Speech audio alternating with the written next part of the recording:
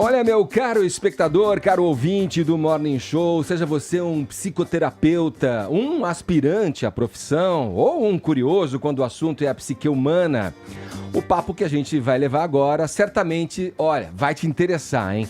Há pouco mais de 10 anos, o psicanalista e colunista da Folha de São Paulo, Contardo Caligares, lançou esse livro aqui, ó, que eu tenho em mãos, chamado Cartas a um Jovem Terapeuta. A obra fez muito sucesso e agora volta no que eu chamei de uma edição aditivada, brincando com o Contardo aqui, uma versão ampliada, na verdade, às prateleiras físicas e digitais. Os temas e abordagens são diversos: amores terapêuticos, o primeiro paciente, vocação profissional, o dilema curar ou não curar e outras cocitas más. Contardo,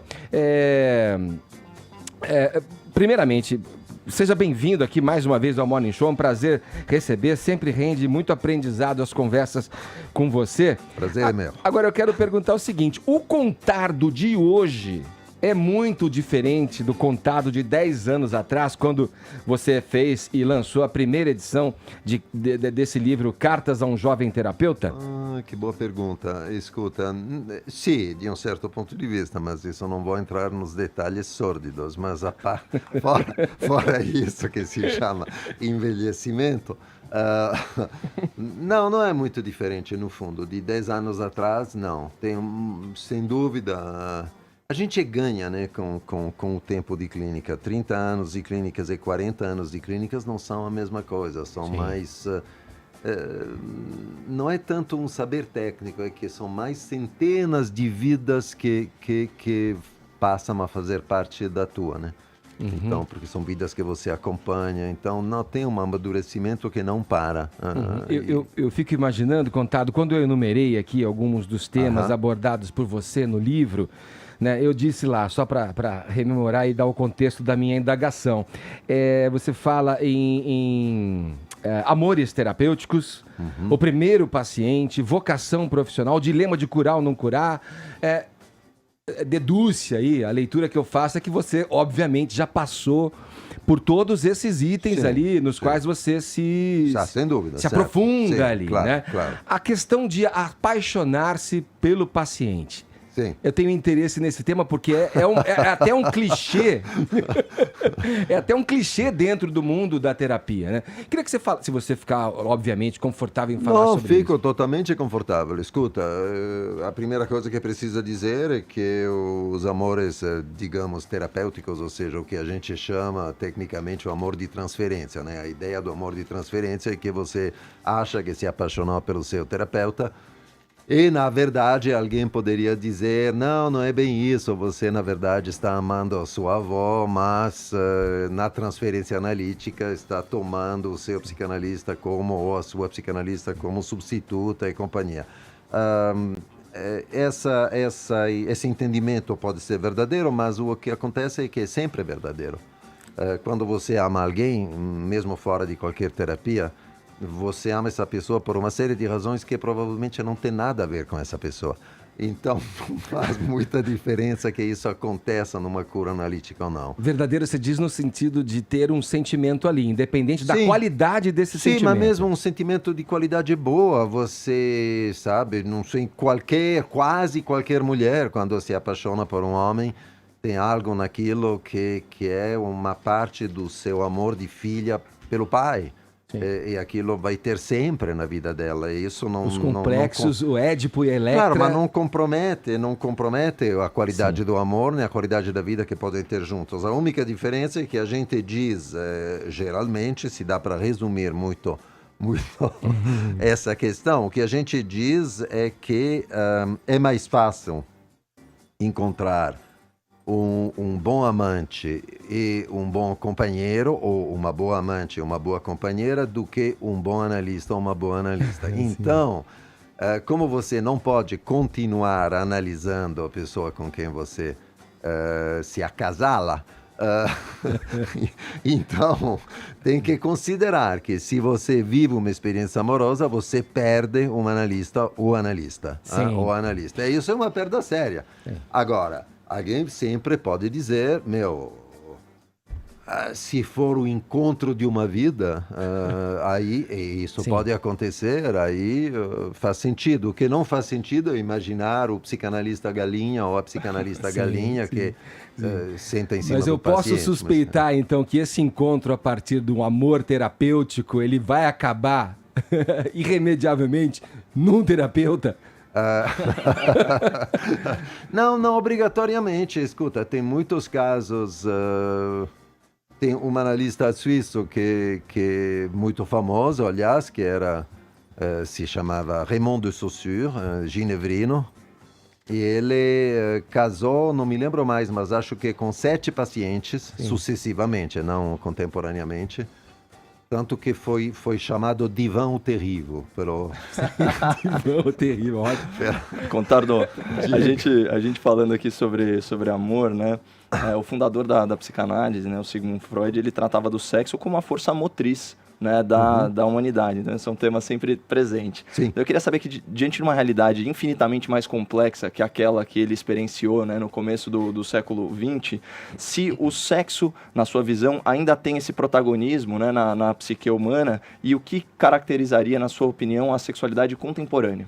Escuta, primeiro eu não concordo muito com a ideia de que o sexo não tenha sido tão importante na vida de Freud, embora tenha sido muito importante negativamente, porque ele diz que parou de transar aos 40 anos, o que não é uma referência, não sugiro a ninguém tentar essa experiência, mas a não ser que seja compelido por alguma força maior, mas então isso significa que o sexo era muito importante, porque para você decidir, outra coisa, ele teve uma situação familiar bastante curiosa, né? Você sabe que, tudo bem, ele era casado e, ao mesmo tempo, a irmã da mulher dele, ou seja, a cunhada, era uma pessoa extremamente importante na casa dele. Tem essa disposição dos quartos no apartamento dele que é muito especial. A irmã dormia num quarto, para chegar no qual ela tinha que atravessar o quarto do casal Freud. Então, tudo bem, cada um toda fantasia é permitida, afinal... mas enfim, fora isso, certamente a sexualidade era menos animada na Viena daquela época, mais ou menos também, porque certamente a única grande diferença entre a Viena daquela época e a Viena de hoje, que na Viena de hoje os endereços que todos nós queremos ter estão na internet. Na época era mais complicado consegui-los, mas os endereços, sem dúvida, existiam. Estavam ali. Exatamente. Endereço físico. Então... Eu acho que o sexo continua sendo realmente o motor essencial da motivação humana, mas por uma razão que, a diferença de Freud, que achava que isso tinha quase um fundamento biológico, né? Que não é suficiente, porque todos os mamíferos superiores transam, se reproduzem e companhia, e com exceção da gente, talvez dos bonobos, que são interessantíssimos, porque eles... não transam só no cio, né? E transam pela frente, se beijam na boca, fazem coisas estranhíssimas. Mas fora os bonobos, estranhíssimas que nem a gente, mas fora os bonobos e os humanos, eles não parecem fazer um drama do sexo. Eu acho que o sexo se tornou tão central na nossa cultura e, portanto, dentro de cada um de nós, porque a nossa cultura... há 2000 anos se construiu em cima da repressão do sexo. Isso foi realmente um movimento cultural. Os gregos e os romanos se interessavam muito por sexo e companhia, mas não era uma coisa central, se interessavam muito pelo autocontrole das paixões e companhia. Mas aí, nos primeiros séculos do cristianismo, houve alguns neuróticos gravíssimos, que passam pelo nome de Agostinho, Paulo de Tarso, Clemente de Alexandria, Tertuliano e companhia, que decidiram que o sexo era onde o bicho ia pegar. Então, que realmente mostrar que eles podiam se dedicar inteiramente a Deus significava reprimir o seu próprio desejo sexual. Isso mudou a cara da nossa cultura aqui todos. O Contardo, Vini, deixa eu pular. Claro, Desculpa, claro. é que eu não Vai quero lá, perder vai essa lá, oportunidade, porque lá em casa, esse final de semana, estávamos à mesa. Olha lá, agora vê a história. Num churrasco, e veio exatamente essa questão que você colocou. E a gente discutia de uma forma geral ali, né, dentro das nossas limitações, obviamente, né, sobre sobre o tema e tal, a gente discutiu o seguinte, da amoralidade existente, por exemplo, nas organizações gregas, por exemplo, que você mencionou. As pessoas não tinham, não é que era uma questão imoral, eles não tinham o conceito moral pautando as suas relações carnais ali, vamos dizer assim. E aí você vem, certeiramente coloca ali um outro ponto crucial na nossa conversa do churrasco de domingo, que foi a questão do cristianismo, né? A partir do momento em que se estabelece um olhar moral a partir da religião, em que enquadra pessoas em determinados modos de comportamento que são considerados auspiciosos.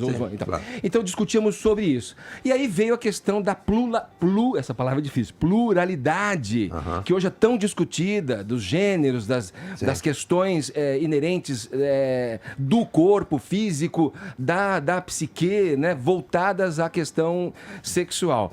E, obviamente, não conseguimos chegar a uma conclusão específica, mas o caminho foi no sentido de que, na época dos gregos, enfim, dos romanos, que você mencionou aí, por ser uma organização amoral, quando essa questão das relações carnais era o assunto, eles não tinham essas discussões de que, aquele por exemplo, aquele é gay, ou aquele é um hétero, aquele é um poliamor, ele transa com um gay, um hétero, um travesti. Esses conceitos não existiam. Eu queria que você falasse um pouco, de forma até reduzida e simples, para a gente poder entender, Contardo, sobre esse preâmbulo que eu te fiz, que surgiu do meu churrascão de domingo.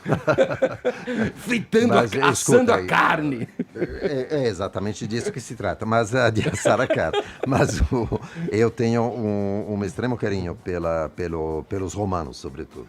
Não só por eu ser italiano, então me reconheço nos meus antepassados, sobretudo porque eu acho que as civilizações são sempre mais interessantes quando elas entram em decadência. Então, a Roma do Império, eu adoro aquilo, assim como a Veneza do século XVIII. Entram um pouco, vão apodrecendo, e aí a vida fica extremamente mais agradável. Mas, voltando à pergunta que você colocou, concordo absolutamente. Acho que para os romanos essas não eram questões centrais. Mesmo para os romanos, você pega um cara como Sêneca, que parece sisudo e companhia, o que era muito importante era mostrar para si mesmo, para ele mesmo, que ele não era totalmente vítima das suas paixões. Ou seja, que eu sou capaz, por exemplo, de ficar puto porque você, sei lá, insultou a memória dos meus antepassados, mas, sabe, zen. Ele não diria isso. Sim. Mas tranquilo, de controlar os meus movimentos internos. Isso era extremamente importante. Isso podia incluir a sexualidade. Eu não vou ficar de quatro correndo atrás de quem que seja, mesmo que essa pessoa me inspire um desejo danado. Eu me controlo. Nesse sentido. Agora, no sentido de socialmente reprimir um tal comportamento sexual ou outro... Nenhum, né? Eu, aliás, respondo dessa maneira. Teve uma vez que dei essa resposta em público que vai exatamente na direção dos romanos, e que eu estava defendendo a prática da homossexualidade, enfim, ou de qualquer tipo de sexualidade, e alguém me perguntou, alguém sisudo, me perguntou, mas você já transou com homem? Eu disse, olha, eu tinha 20 anos em 68, eu transei com tanta gente que não me lembro. Vai lá, Vini. Contardo, você justificou na sua primeira resposta para o Edgar, né, sobre essa transformação de tempo, desses 10 anos, a experiência que você tem, né, com esses novos pacientes, com as novas histórias. Queria que você aprofundasse um pouco mais nisso, nesse comportamento humano desses 10 anos, com a tecnologia avançando cada vez mais, a transformação digital. Mudam-se também as preocupações, mudam-se também os anseios humanos? Escuta, sim, claro, aí poderíamos falar o dia inteiro, e aliás seria super interessante sobre os efeitos que a revolução digital, vamos chamar assim, sobretudo da existência das redes sociais e companhia. Eu tendo a sempre fazer isso com uma certa cautela, porque me parece que nós, um pouco, por sermos, digo eu pelo menos, por ser velho, entre aspas, digo entre aspas porque eu não me sinto velho, mas bom, eu não gosto de demonizar as redes sociais, sabe? Esse negócio que eu vivo pelos likes, para ser gostado. Isso é verdade desde o começo da modernidade, a gente vive para ser gostado, então desde 1800 mais ou menos. Claro, não era online, você não contava o número de likes, mas o princípio é as redes sociais realizam mais do que transformam o sonho e o propósito da modernidade. Por exemplo, outra coisa, os aplicativos, nos aplicativos as pessoas mentem. Eu acho engraçadíssimo isso, porque, na vida real as pessoas mentem sempre. Qual é a novidade? Você sai, encontra alguém num bar, o que você vai dizer, o que ela ou ele vai dizer, é tudo mentira. Então, qual é a diferença? No Tinder não vai ser mentira? Claro que vai ser mentira, como em qualquer outro lugar. Então, se você não aprendeu isso ainda, é um problema. Então... Não, digo isso para dizer que a ideia de que isso teria introduzido, eu acho, por exemplo, os aplicativos, acho que introduziram uma verdadeira revolução em muitas pacientes minhas, sobretudo mulheres de 50, 60 anos, viúvas ou separadas, que voltaram a ter uma vida afetiva e sexual fácil e acessível.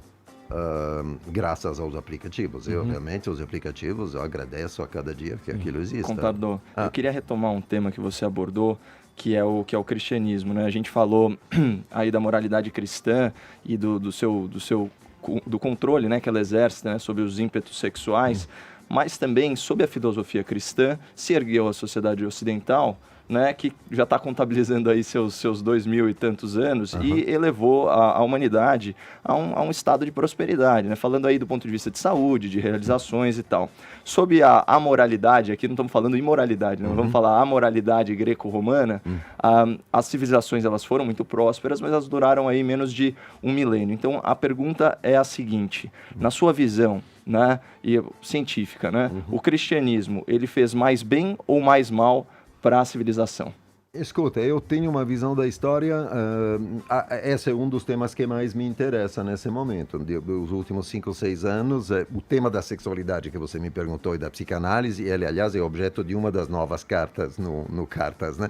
Justamente. Aqui no livro, Cartas a um jovem terapeuta. Sobre a sexualidade para a psicanálise. Mas o cristianismo ainda não aparece aí dentro, mas é o meu tema de pesquisa maior. Eu praticamente nos últimos 5 anos só leio história e histórias do cristianismo e dos primeiros séculos do cristianismo. Uma das coisas que eu aprendi, realmente aprendi no sentido que realmente eu não tinha me dado conta, é que o cristianismo é um fenômeno infinitamente mais complexo do que a parte do cristianismo que ganhou até agora.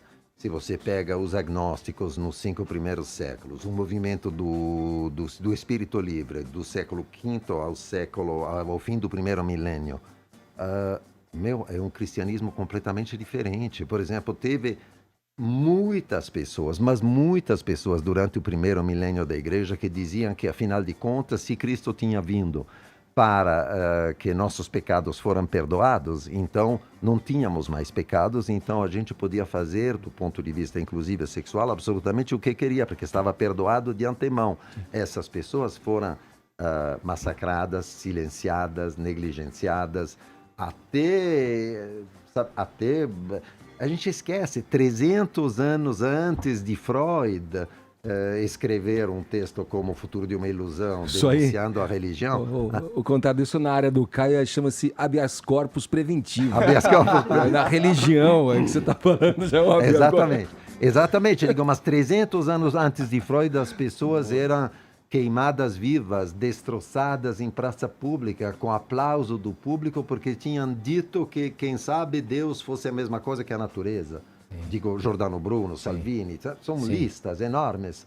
E não esqueça que a igreja teve o monopólio da manutenção do saber, ou seja, o que chegou da cultura clássica grega e latina é uma pequena parte.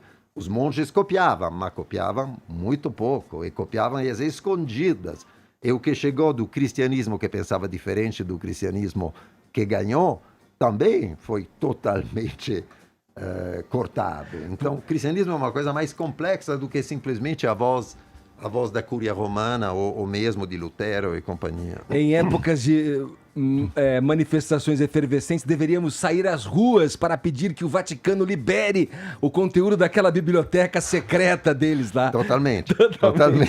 Olha aqui, estamos conversando aqui nessa manhã de quarta-feira com o psicanalista Contardo Caligares, ele que está lançando um livro, lançando um livro com a ampliação, né, de um conteúdo aqui. Esse livro já foi lançado há 10 anos, mais ou menos? Mais ou menos, sim. Cartas a um Jovem Terapeuta. Daqui a pouco a gente segue nessa conversa, 11h03, horário de Brasília. Estamos de volta com o psicanalista e colunista da Folha de São Paulo, Contardo Caligares, conversando com a gente nessa manhã de quarta-feira aqui no Morning Show. Ele que está relançando em edição aditivada o livro Cartas a um Jovem Terapeuta, reflexões para psicoterapeutas, aspirantes e curiosos, pela editora Planeta. Ô Contardo, quero tratar aqui nessa volta de bloco, aqui nessa retomada de papo com você, sobre um ponto que você abordou numa das suas colunas da Folha de São Paulo. Como é que você se define do ponto de vista político-ideológico? Em que lado desse maldito espectro você se localiza nessa Via Láctea tão variada? Escuta, o Clovis Rossi, eu tinha isso em comum com ele, que eu adorava, que os dois nós considerávamos politicamente anarquistas bem comportados. Anarquistas bem comportados, porque a gente nunca colocou bombas, pelo menos eu nunca coloquei, acho que ele também não. Então, fazíamos parte desse... Mas as palavras podem ser muito mais explosivas. É verdade, mas isso sim, efetivamente. Mas anarquista no sentido, eu tenho a maior, é por isso também que tenho simpatias. Às vezes posso me definir como um liberal, no sentido, aliás, americano dessa expressão, que é muito diferente do sentido do neoliberal, né? Eu tenho uma grande simpatia pela noção de indivíduo. Eu acho que as leis deveriam ser construídas para proteger o indivíduo do Estado, porque ele precisa ser protegido contra o Estado. Eu tenho a maior desconfiança de qualquer fenômeno de grupo. Eu acho que nenhum jovem tem a ideia sozinho de queimar um índio numa briga de ônibus numa noite de Brasília, mas 4 jovens sim. Então eu acho que o grupo é o mal. Então eu acredito no indivíduo contra o grupo. Então tenho uma dificuldade grande com partidos políticos, com agremiações ainda por cima, quando elas perseguem ideais, religiões constituídas, torcidas. Eu sou daqueles caras que vê um jogo e me perguntam por quem você está torcendo, mas claro, estou torcendo por quem joga melhor. E os caras ficam putos. Mas então é isso. Qual é a minha posição? Acho que anarquista bem comportado me define bem. Sim. Tem uma questão aí filosófica no que você diz, que eu entendo da seguinte forma, quer dizer, o homem como fruto modificador do meio em que vive, né? Uhum. E não o contrário, né? Sim, claro. Na verdade. Fala lá, Vini. Contrário, com quem imaginava você carregado de um tom mais progressista, pode ter se admirado com uma declaração que você deu aqui no programa 2 anos atrás. Eu queria mostrar novamente essa declaração para ver se você mantém esta opinião. Vamos ver. Vamos em frente com o Morning Show dessa quarta-feira, hoje recebendo aqui nos estúdios Contardo Caligares, conversando com a gente sobre vários assuntos. E eu queria dividir com os ouvintes agora esse papo em off que a gente teve aqui no estúdio. Vai para esse papo, Ed? Que ele começou de uma maneira até singela, né? Com o roubo de uma cachorra, perdigueira, tudo. Conta esse episódio pra gente, Caligares. Não, era a história da minha cachorra, como é que eu a perdi. Infelizmente, ela foi roubada. Eu estava passeando com ela pelas ruas de Milão. Aliás, ela virou uma esquina. Quando eu cheguei na esquina, alguém tinha aberto a porta do seu carro, não sei porquê, gostou da cachorra. A cachorra estava tranquila, em confiança, subiu no carro e o cara foi embora. Caramba, como é que podem roubar uma cachorra? Sim, acho adulta, acho uma coisa E aí absurda. você fez uma afirmação que chamou a atenção era na nossa a minha conversa. cachorra de caça. Eu caçava com ela praticamente cada semana da estação, de agosto a dezembro. Eu não morava em Milão, aliás, eu vinha de proposta de trem para caçar com ela. A gente era realmente uma dupla. Se eu estivesse armado como eu estava armado quando eu circulava normalmente com ela na Brugueira, como se diz, de Milão, aquele cara não ia embora, não. Aí vem a questão que se coloca, né?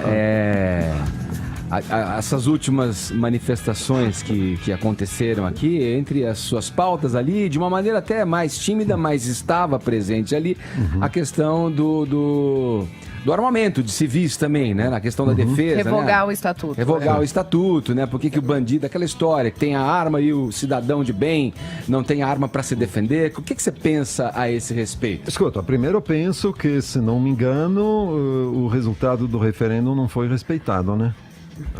Então tem um problema democrático sério, porque me parece que a vontade popular era contra o estatuto do desarmamento. Bom, isso é um primeiro problema. Então podemos abolir o Brexit, tudo que a gente... não tem problema. Segundo, eu sinto muito, mas eu sou a favor da ideia de que seja possível ter armas. Eu acho também que Ô Vini, vai lá, ter vamos lá, armas né? sem Aí, ter uma paramos guerra aí nessa outra entrevista contada. Vini, essa provocação, a que você deve essa provocação? Não, só para perguntar para o Contaro se ele mantém esta opinião, porque escuta, vira e sim, mexe a porque- discussão retoma. né? Claro, porque é uma opinião de fundo e claro que existem todas que eu posso dizer, as reservas quanto ao fato que o acesso às armas deveria ser controlado no sentido, sobretudo, dos antecedentes criminais e psiquiátricos. Mas a razão é um pouco o que eu disse antes. Eu não tenho nenhuma confiança no público. Inclusive não tenho nenhuma confiança no público instituído. Então, desse ponto de vista, eu tenho uma posição política parecida com a posição do Partido Libertário dos Estados Unidos, que não é liberal, não é democrata. Bom, eu sou cidadão americano, sou inscrito como votante democrata, até porque o Partido Libertário é um partido ínfimo, então o seu peso é muito pequeno, mas qual é a posição do Partido Libertário nessa ideia? É a posição original, né? A Constituição americana reconhece o direito de possuir armas como maneira de se defender contra o Estado, ou seja, como uma real possibilidade de insurreição. Esse princípio, a ideia que o indivíduo possa se armar e de uma maneira suficiente para poder se opor ao poder público, ou seja, com o mesmo tipo de armas e munição e companhia, claro que isso vai longe. Eu poderia achar que posso comprar um tanque, porque afinal de contas o governo tem tanques, então não tenho nada contra. Tanque é caro, tem problema de estacionar e companhia. Mas tem essa discussão com relação às armas letais, as militares, Claro, de maior claro. calibre, né? Claro. Eu acho que a gente esquece o peso que tem a opressão pública ainda no mundo de hoje. A opressão pública, quero dizer, a opressão por um Estado opressor. Eu não tenho um temperamento que eu posso te dizer... Não tenho um temperamento de cordeiro, não tenho mesmo. Os meus pais foram resistentes na luta armada antifascista, os dois nas montanhas da Valsésia em 43 e 44, e com meu irmão que tinha 1 ano embaixo do braço e um Sten na mão esquerda. Então eu cresci com o porão da minha casa em caixas ainda as armas da resistência, uma metralhadora Breda de tripé desse tamanho, com munições e companhia, porque até os anos 50 ninguém confiava que aquilo se encaminhasse mesmo para uma democracia. Vai que chegasse um Salvini, qualquer... Sim, mas falávamos dele aqui fora do ar. mas então depois, a um dado momento, eu não sei o que aconteceu, só sobrou uma Beretta 765 é pouca coisa, mas as armas pesadas sumiram. Imagino que meu pai decidiu entregá-las para os carabinieri italianos porque não tinha mais utilidade direta. Mas sobre o princípio de, sabe, é uma questão, eu acho que é uma questão que tem que ser examinada de um ponto de vista delicado. Para mim a questão não é me defender contra o crime. Contra o crime quem tem que me defender é a polícia mesmo. Isso é óbvio. Mas quem me defende contra o Estado? Aí só tem eu, não tem mais ninguém. Que curiosa essa tua posição, porque ela vai ao encontro, né? Ela vai de encontro, na verdade, à alegação de quem defende ali, né? Que parte da premissa do direito individual de ter a possibilidade de se defender e tal. O outro lado acha que o Estado é que deve prover essa segurança. Não, isso eu concordo. É o que você está dizendo, mas o teu motivo, a tua motivação é muito mais anarquista e está muito dentro do que você falou, que se autodeclara, né, como um anarquista mesmo. Sim. Né? Sim. Vai lá, Caio. Eu só pontuando isso, na verdade a gente está falando da supremacia do indivíduo, né? Uhum. E do direito de legítima defesa dele contra a tirania. Né? Então, você está falando contra a tirania do Estado, mas, por exemplo, no nosso país, a gente tem a tirania do crime organizado. Tive praticamente uma situação de guerra, de poder paralelo. Estavam morrendo aí 60 mil pessoas por ano por homicídio doloso. Aí, isso daí é um grande absurdo. Aliás, é engraçado, eu recebi umas mensagens de WhatsApp aqui, Contardo, do pessoal falando o seguinte: olha, o Contardo ele não vê com bons olhos política identitária, comportamento de manada. Falou aí em meritocracia até na partida de futebol. Primazia do indivíduo contra o Estado. O pessoal está te definindo aqui como anarcocapitalista ou liberal-libertário, né? E a favor do Estado mínimo, Estado essencial. Só queria fazer essa anotação. Sim, tudo bem, não tenho nada contra anarcocapitalismo, porque acredito na propriedade privada. Liberal-libertário também. Eu não me sinto insultado por nenhuma dessas duas definições. Dessas denominações. Né? Eu queria perguntar sobre uma polêmica relacionada a uma resolução proibitiva do Conselho Federal de Psicologia, voltando a falar um pouquinho da questão da moralidade, de sexualidade. Sim. O senhor acha que é legítimo, a palavra aqui é legítimo, não se é correto, incorreto, sim, se é legítimo a um paciente que tenha impulsos homoeróticos, certo? Que ele busque tratamento psicológico para frear essa orientação e esse desejo? Escute, eu acho legítimo que ele busque tratamento psicológico. Aliás, isso é legítimo de todos os pontos de vista. O DSM-4, o DSM-5 reconhece uma coisa que se chama de uma maneira um pouco assim pomposa, homossexualidade egodistônica, ou seja, eu discordo da minha própria homossexualidade. Isso é um problema, pode ser dramático. Então vou consultar alguém. A questão de saber em que direção vai eventualmente se encaminhar a cura não depende do psicanalista ou do psicoterapeuta. Isso depende da própria cura, porque ela pode se encaminhar no sentido de abolir ou diminuir a distonia, que o cara aceite realmente a sexualidade que é dele. Isso parece o caminho mais fácil ou acessível. Ou que então que ele consiga se proibir. Isso realmente é um caminho um pouco repugnante por um psicoterapeuta, porque significa impor ou acrescentar o que seria uma censura externa. O problema dessa posição do Conselho Federal de Psicologia, com a qual concordo inteiramente, é que é muito simples. Não é psicoterapeuta quem tem uma doutrina de qualquer tipo que seja moral que ele quer impor aos seus pacientes, ou qualquer tipo de crença. Ou seja, a prerrogativa tem que ser do paciente, é o que o paciente deseja. Uma psicoterapia é onde se revela ou se encontra, mesmo que seja para reprimi-lo, para fazer algo, tanto mais o que o paciente deseja. Se o psicoterapeuta chega lá com a ideia que ele tem alguma coisa para sugerir, influenciar, bom, então não é isso. Então essa não é psicoterapia. E o Conselho Federal tem toda a razão de dizer que não é. O Contado, mas e no caso de crianças, por exemplo, que são levadas, né? Só para a gente finalizar, porque eu acho que tem um número muito grande, né, de pais também que sem dúvida podem detectar ali algo que vá contra a sua moral, enfim, e vá levar a criança com esse intuito ali. Mas essa é toda a dificuldade da psicoterapia de crianças, é que geralmente ou muito facilmente o terapeuta entra em linha de conflito com os pais. Não por princípio, mas simplesmente porque os pais levam a criança com uma ideia bastante clara do que eles gostariam que acontecesse, Sim. o que é normal, são os Sim, pais, sim. mas o terapeuta não se identifica com isso. Então, o terapeuta é terapeuta da criança. Perfeito. Bom, Contardo Caligares, a gente quer saber onde vai ser a festinha, o convescote de lançamento de Cartas a um Jovem Terapeuta. É um livro que o Contardo já lançou há tempos e agora vem numa edição revista e ampliada, com novas cartas, né? Bem ampliada, tem Bem- 5 cartas novas. 5 cartas novas. As melhores, né? Tá aqui, ó, você que nos acompanha em imagens, está vendo em minhas mãos, ó, é esse livro que o Contardo vai estar autografando. É onde, Contardo? Então, vai ter primeiro um bate-papo sobre mal-estar na civilização, um pouco, que é parecido com o que nós debatemos aqui. E isso vai ser em São Paulo, amanhã, a partir das 7, na Livraria da Vila. 7h19, né? Não 7 da manhã. Sim.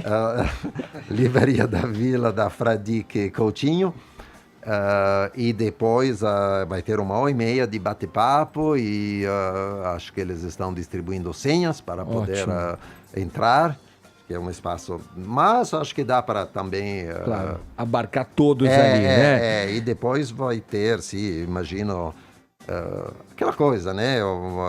Eu vou ficar autografando, mas Sim. os outros têm um bacanal organizado pela editora que acontece. Sim. Tá certo, Contardo. Obrigado. Eu tenho certeza que vai ser um papo como esse nosso foi, muito frutífero, muito bacana ali na tua fala no lançamento. Você disse na Livraria da Vila, na Rua Fradique Coutinho, aqui na Vila Madalena, em São Paulo. Aqui, Cartas a um Jovem Terapeuta. Obrigado, viu, Contardo? Obrigado, Edgar. Obrigado. Vamos lá. Agora 11h25, horário de Brasília. Jovem Pan Morning Show.